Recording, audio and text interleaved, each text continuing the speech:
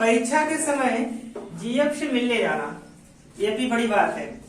परीक्षा के समय पेपर सर पे है और इसको मिलने का मन सूझा हुआ है, तो ऐसे लिख सकते हैं वाक्य प्रयोग में। दोस्तों जय हिंद। आज हम आपको पढ़ेंगे मुहावरे और लोकोक्तियां।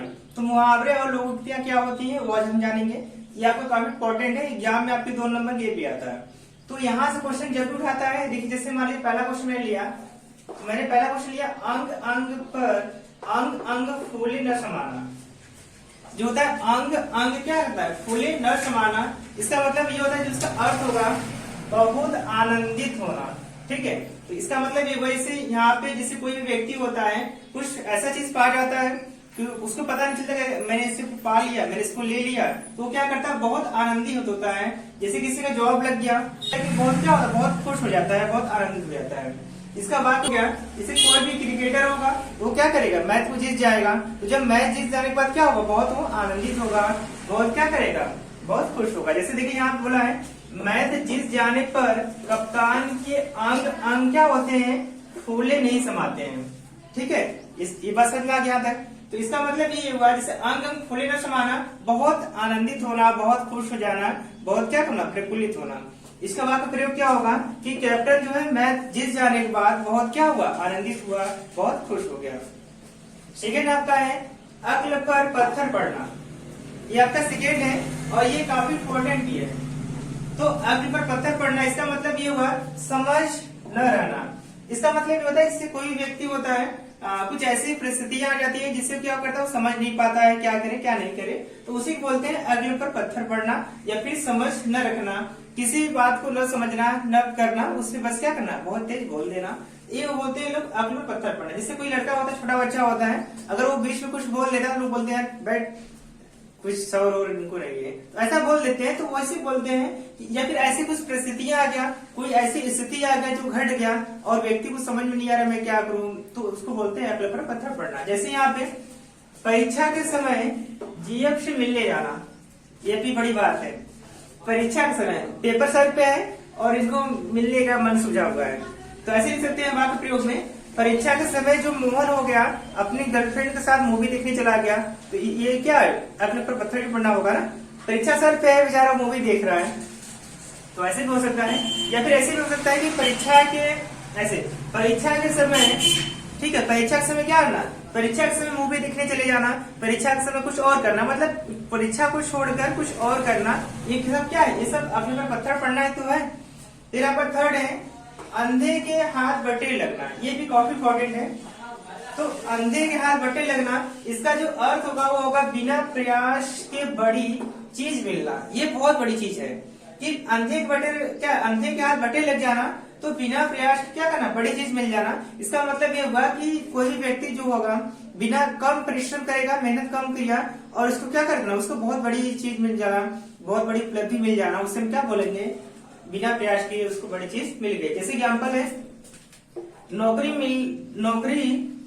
मिलती, या ऐसे लिखिए, गलत हो गया, ऐसे लिखिए नौकरी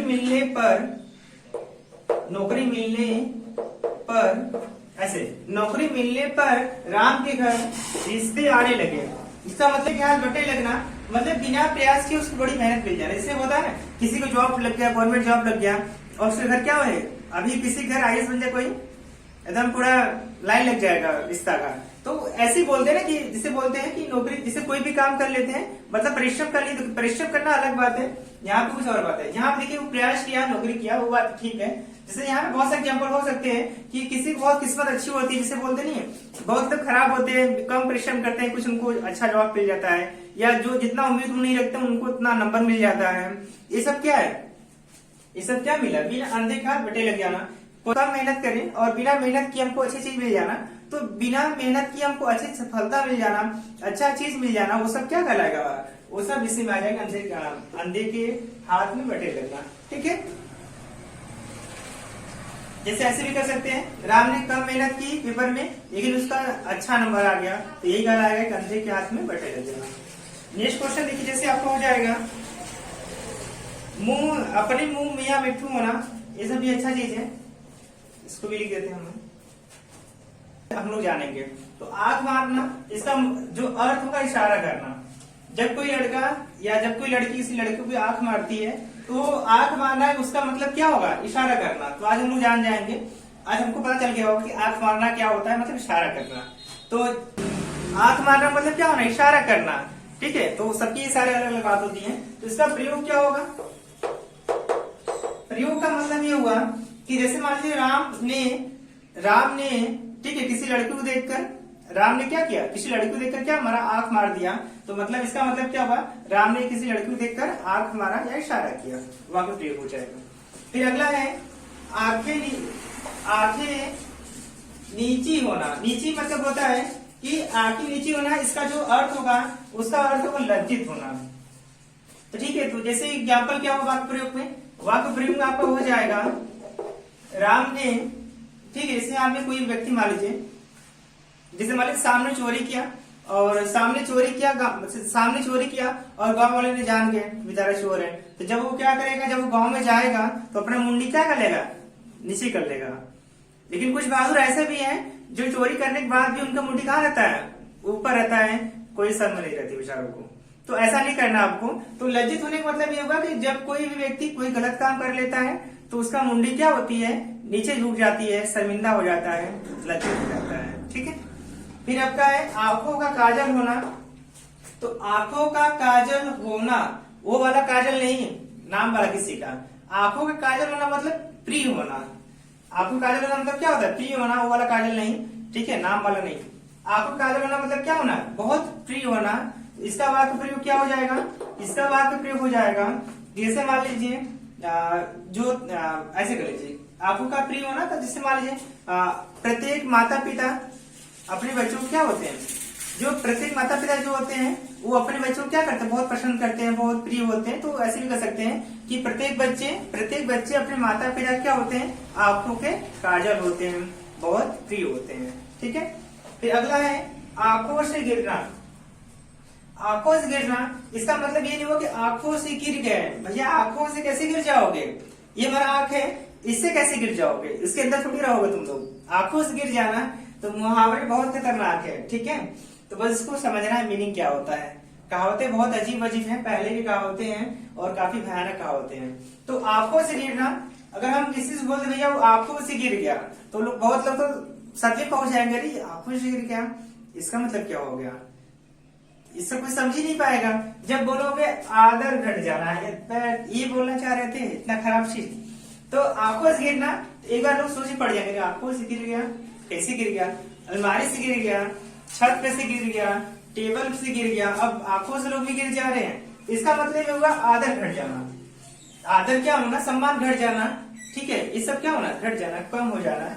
एग्जाम्पल में क्या हो जाएगा, एग्जाम्पल में जैसे मान लीजिए कोई लड़का है, या मान लीजिए राम बहुत अच्छा लड़का है, उसने कोई ऐसा काम किया, किसी ने ऐसा वो काम कर गया कि वो क्या हो गया, आंखों से लोगों से गिर गया। मतलब ऐसा जो लोग उससे उम्मीद रखते हैं। जैसे मान देखिए हर व्यक्ति से हर कोई व्यक्ति एक उम्मीद रखता है। अब अगर कोई व्यक्ति उस उम्मीद को पूरा नहीं करेगा तो आंखों से क्या होगा, गिर जाएगा, उसका जो सम्मान होगा कम हो जाएगा, उसका जो उसके प्रति लगाव रहेगा वो कम हो जाएगा। ठीक है, ये चीज होता है। तो जैसे होते हैं कुछ दोस्त होते हैं, कुछ फ्रेंड होते हैं, तो बहुत क्लोजली होते हैं और वो कुछ ऐसा भी काम कर देते हैं जिससे बेचारे वो एक दूसरे से क्या होते हैं, नजरें नहीं मिलाते हैं। ये सब क्या होना, सम्मान घट जाना, लज्जित होना। भैंस के आगे बीन बजाए भैंस खड़ी पगुराए। तो पहला है कि भैंस के आगे बीन बजाए और भैंस खड़ी पगुराए। ये बीन बजाए भैंस खड़ी पगुराए, तो इसका जो अर्थ होगा, मूर्ख के आगे ज्ञानी की बात करना बेकार है। अगर कोई मूर्ख व्यक्ति, उसको आप जान दोगे, जान छाड़ोगे तो थोड़ी समझेगा। ठीक है, वो अपने आप को ही क्या मानेगा, बहुत तेज मानेगा। इसलिए कहा गया है कि जैसे भैंस है, भैंस भी समय के साथ बदलते हैं। पहले भैंस की भैंस में आपकी भैंस में बहुत अंतर है। बेटी है, अब उसको तो खूब ज्ञान दो, खूब ज्ञान दो, खूब ज्ञान दो, वो नहीं मानेगा। तो इसका मतलब क्या होगा कि वाक्य प्रयोग क्या करेगा कि जब कोई व्यक्ति पहले से अपनी बात को सही कह रहा है तो उसके बात को समझाना, कहना क्या है, बेकार है। इसके आगे बिन बजाय भैंस खड़ी पगुराए, मूर्ख के आगे ज्ञान की बात करना क्या है, बेकार है। वाक्य प्रयोग में आप देख सकते हैं, राम क्या है, राम अपने आप को क्या करता है, बहुत तेज समझता है, और वो अपने जो उसके सर जो है, उसके जो पढ़ाते सर हैं, उनकी बात को नहीं मानता है, वो अपनी बात को मानता है, अपनी बात को सत्य कहता है। तो वही मतलब हो गया कि भैंस के आगे क्या करना, बीज बजाना, और भैंस करे बबूरा है।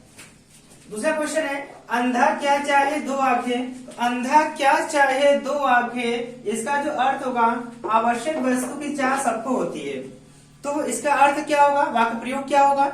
वाक्य प्रयोग मतलब ये होता है कि माता पिता जो होते हैं बुढ़ापे में क्या करते हैं, दो लाठी की जरूरत होती है। लाठी का मतलब होता है कि दो कंधों की जरूरत होती है। वो कंधा कौन होगा, उनके बच्चे होंगे, ठीक है, इन होंगे। तो जो बुढ़ापे में जो माता पिता क्या करते हैं, चाह रखते हैं कि हमारे बुढ़ापे में क्या हो, हमारे बच्चे जो हो हमको क्या करे, कंधे दे। कंधे का मतलब ये हुआ कि हमको सहारा दे, खाना खिलाए, पानी पिलाए, ये सब उठाए बैठाए, ये सब सहारा होता है। ये नहीं बस ले जाना नहीं है, माता पिता को बुढ़ापे में क्या करना, सहारा देना, ये सबसे बड़ी बात है। माता पिता जो बच्चों को पालन पोषण करते हैं वो इसीलिए करते हैं कि आज मैं इनका सेवा कर रहा हूँ, कल आने वाले बुढ़ापे के समय में क्या करें, हमारे बच्चे हमारी सेवा करेंगे। तो उनका क्या करना, एक सहारा उनको चाहिए बस, और कुछ नहीं चाहिए। तो इसका मतलब यह हुआ, कंधा क्या चाहे, अंधा क्या चाहे दो आंखें। अंधा क्या चाहे दो आंखें, इसका मतलब यह हुआ कि आवश्यक वस्तु की चाह सबको होती है। जैसे बुढ़ापे माता पिता की एक चाह होती है कि हमारे बुढ़ापे के समय हमारे बच्चे हमारे क्या बने, हमारे कंधे बने, हमारे चलने के सहारा बने, ठीक है, ये सब हमारे बच्चे बने। तो